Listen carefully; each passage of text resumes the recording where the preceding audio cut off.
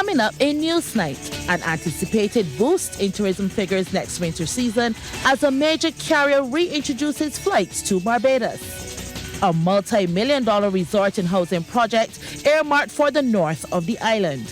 And in sports, Nostradassa wins the first duel in the local Triple Crown. Broadcasting from our studios in the Pine St. Michael, this is CBC NewsNight, starting now.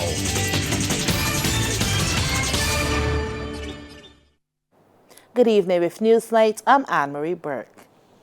KLM Royal Dutch Airlines will be reintroducing its flights to Barbados. Minister of Tourism and International Transport Ian Gooden-Edgell says the reintroduction of the flights is a further growth of confidence in Barbados as a tourism destination. Our expanding and increasing hotel room inventory further sustains more opportunities for growth in airlift. We are very focused, and the Barbados Tourism Marketing Inc.'s European office has been given a very clear mandate to increase arrivals from Europe.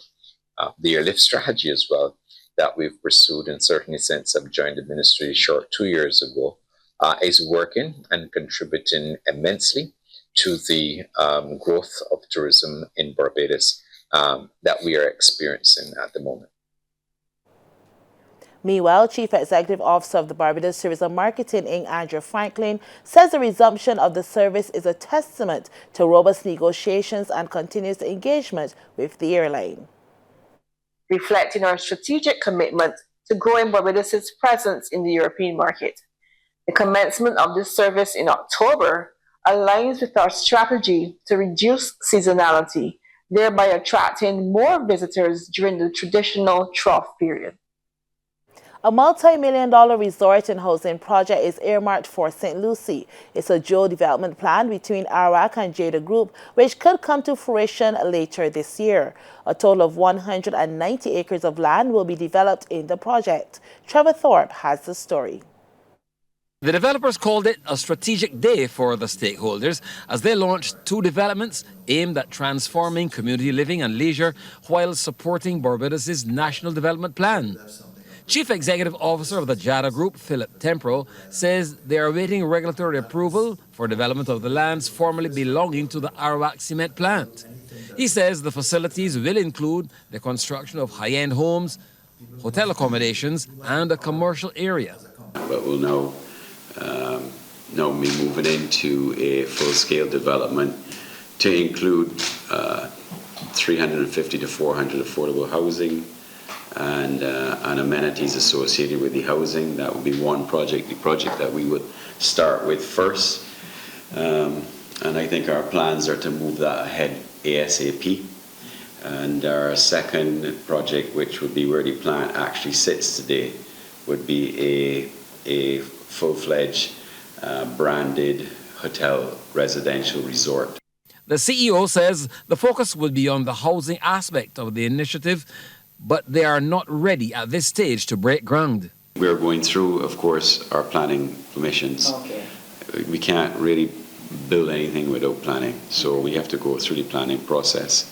But our focus will be on the affordable housing to try and get that into the public domain as fast as possible. It's my understanding that there is need for close to 10,000 affordable houses in the island. And we intend to try and get, if we can get 5% of that or 10% of that, if we can get a density to where we need to get, and then it's a good anchor for the north. The development is expected to generate around 700 jobs in the construction phase. Chairman of TCL Group, David Inglefield, says staff of the former Arawak Cement Limited will be included. Some of them will stay on to be in the retail distribution, etc., of product we bring into the plant, to the market. Sorry, and the rest of them we've already negotiated with the unions, and we've had very good response.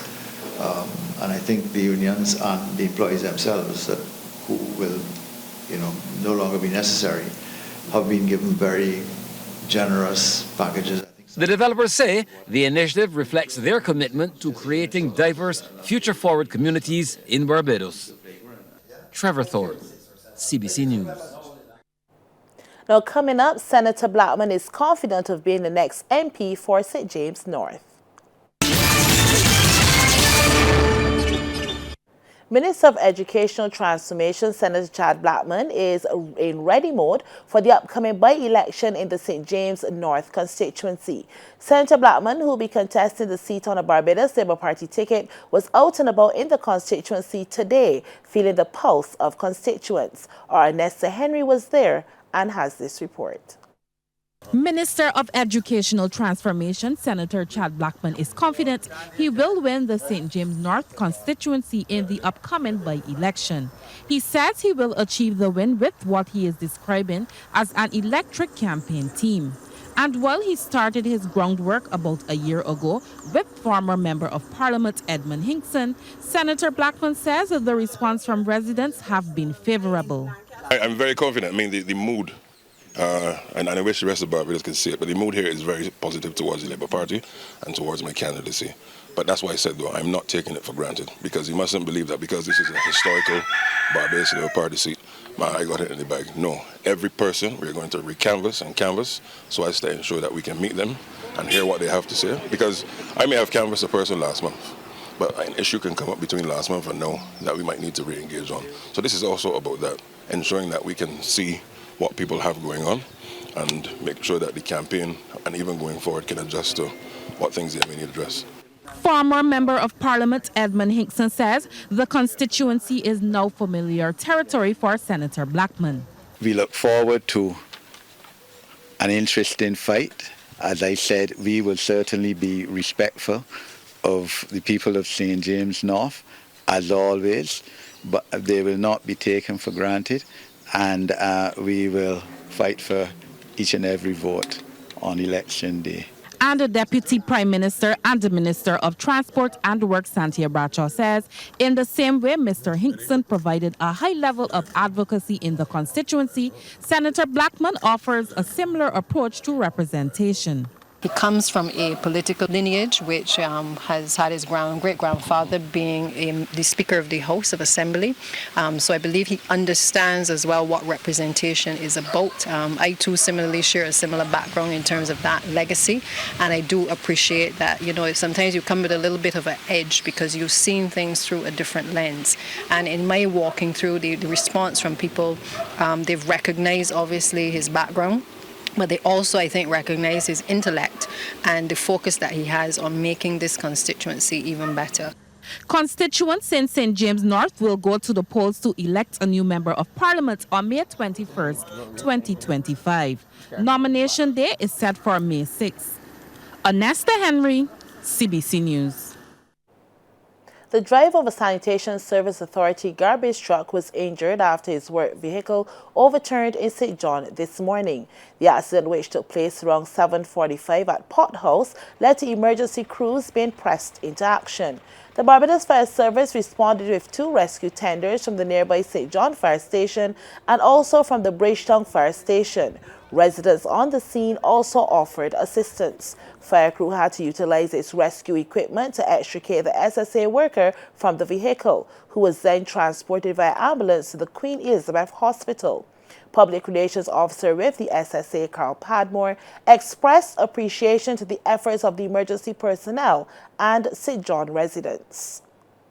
Also, there's a young man called Jefferson Trotman who lives in the area who was able to assist fire and ambulance, and we want to thank him. Many residents came out and offered their help. There was a nurse who lives in the area. She was here before the ambulance, so she was able to offer some comfort. The staff of the sanitation all here offering support. Police are tonight investigating a robbery and shooting incident. Officers at District E Police Station responded to a report of a shooting that occurred at Maynard St. Peter around 9:30 last night. Investigations revealed that people were in the vicinity of a bar socializing when a masked assailant who was armed with a firearm approached from a track and robbed a male who was in the area.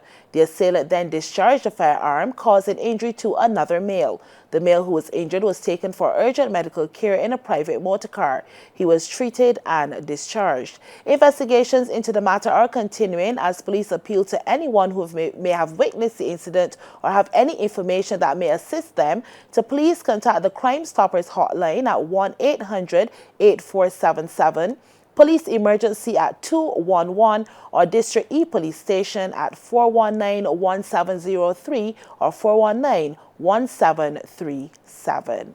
Sports Night is brought to you by Power In. Pause is power. And by Dasani. Live first, Dasani after. Sports time. Good evening. I'm Damien Best. Well, Nostradassa, with jockey Jarrell Beckles on board, won the Superfeeds Barbados Guineas Bowl horse race today at the Garrison Savannah. The feature was the first jewel of the Barbados Triple Crown. And they're racing for the 2025 Superfeeds Guineas Bowl, and Nostradassa is expected popped away smartest of all in the yellow jacket with the red headgear. She leads from Invictus Racing in second in the green jacket. On the outside, the yellow jacket is Zora. Then on the outside, caught a bit wide, is the favorite Josiah in the purple. On the inside of him is Jason the Argonaut. Running a little bit wide is Dorcas. Down the inside, Raconteur and French Kitten is the trailer. The opening quarter, 24-3. And Jarrell Beckles and Nostradassa will not have traffic as their excuse this afternoon. She's in front by about 12 lengths. From Invictus, who races second. Zora on the outside, third. Jason the Argonaut is fourth. Then comes Josiah. Raconteur is next one through. French Kitten and Dorcas are the back pair. The half mile listed in 47-4, and Nostradassa is in front by about 15 lengths. And Josiah is now asked to give chase. Zora is in third. Invictus hard ridden. Raconteur trying to make ground from the back of the field at the quarter pole. And Nostradassa is still 10 lengths clear on Josiah, who's trying desperately to close the gap, but he's got a lot of work to do, and there are no more turns in the Guineas, and Nostradassa is in command. She's in front by 7 under left-hand drive. Josiah, the favorite, is staying on in second, but you can kiss this field good night. It is all from pillar to post. Nostradassa, the only company she had was her shadow. Josiah was second, then came Raconteur. Invictus rounds out the top four, and the winner came home in 1:35-3. Yeah, what a performance there. In cricket news, an unbeaten maiden century from windward batsman Tennyson Roach Jr. set the stage for a dominant position against Gladiola in the BCA Elite Division today, resuming day 2 of Series 2 at Rice's on 194 for 4 against Gladiola. Windward racked up 320 for 5 declared. Roach, resuming on 78, scored 124 not out, inclusive of 15 threes and 5 fours. Gladiola, in reply, scored 156, and following on are 2 without loss at the close. At Waterford A, Demel Evelyn struck 140 with 18 fours and 1 6, and Javi Lee caught 89 in UWI's 338 for 8. BCA Youth, in reply, are 64 for 3. Over at Friendship, Tariq O'Neill snapped up 7 for 59 as Yorkshire were bowled out for 174 in 31.5 overs. Wildy, in reply, are 157 for 7. At Dells Road, ESA Field, Pickwicks scored 287 and 59 without loss. Wanderers 223. And over at Bank Hall, YMPC 111 and 165 for 8. Empire 230 all out. And finally, the Cooperatives General Insurance BABA Premier League final is now tied at 1 game apiece. 246 Mobile Shop City United Celtics defeated Burger King Clapham Bulls last night in Game 2 at the BCC Gym. CBC's Mark Seal reports. Akeem Marsh is the biggest of the bigs. The Bulls know this, and they make it work for them. Marsh here getting the ball in the post and powers his way to the basket for 2 of his game-high 25 points.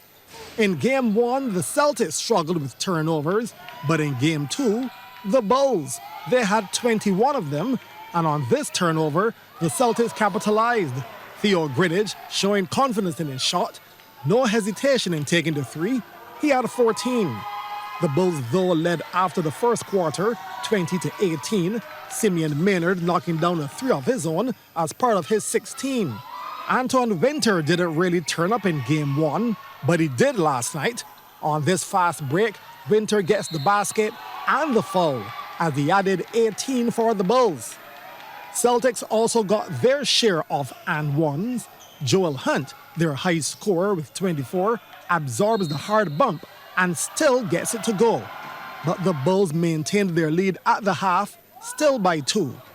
Now, just as in Game 1, Kazarian Adams made the second half his own, he seemed to be able to get to the hoop at will, this time with the lefty finger roll for 2 of his 21. Now, on this next run of play, it was the Hurley brothers show. First, Derany for the Celtics fixed the long 3 and instead knocks down a regular 3. He scored 23. But as everyone seemed to be enjoying the marksmanship, Darian for the Bulls set his feet and drained a 3 of his 13. As the Bulls were still up after the third quarter, 71-68, as Marsh is here with the big block on Greenwich. Game reset. It's now a minute to go. Bulls leading 88-84. And Super Hurley puts on his cape for the Celtics. First, a 3 over Marsh. And as his teammates rejoiced, Hurley said, "I'm not done yet." This time the steal, putting the brakes on his bro. 3 more, and the Celtics take the lead. Celtics now up by 6 with just mere seconds to go, and they seal the deal with another steal. Cesek with the flush, as Celtics had 21 fast break points. Rashid Maynard would hit a 3, a little too late, as Celtics went on to win by 5, 96-91. This best-of-5 series is now a best-of-3. Mark Seal, CBC Sports. And that's our news. Thank you for joining us and continue to enjoy your evening.